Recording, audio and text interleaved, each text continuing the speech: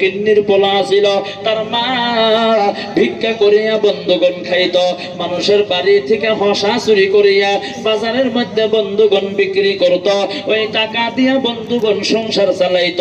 ফেরাউনের অবস্থা এমন আছিল, লাহে লাহে তিনি তামাম ধনী হইয়া গেল, এত ধনী হইয়া গেল নিজেকে আল্লাহ দাবি করিয়া বসলো।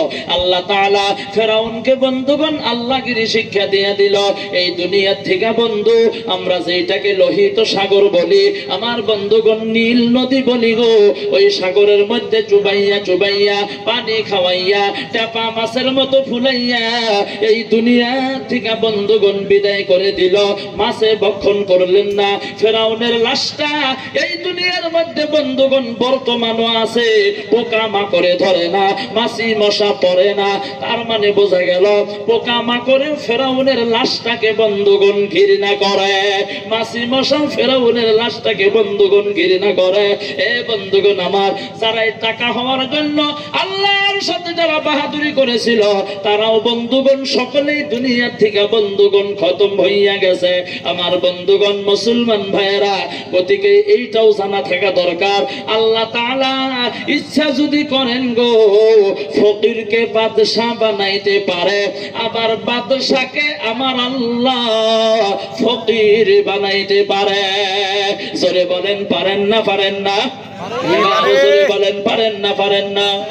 বাদশা শাহজাহান জামে মসজিদের মধ্যে আমার বন্ধুগণ আল্লাহর 2 রাকাত ইবাদত করিয়া 2 রাকাত নামাজ পড়িয়া আল্লাহর কাছে হাত তুলে দোয়া করে, আল্লাহ গো, আমাকে তুমি বড় বাদশা বানাইয়া দিলা, আমার তো কোনো ক্ষমতা নাই, সমস্ত ক্ষমতা আল্লাহ তোমার কাছে।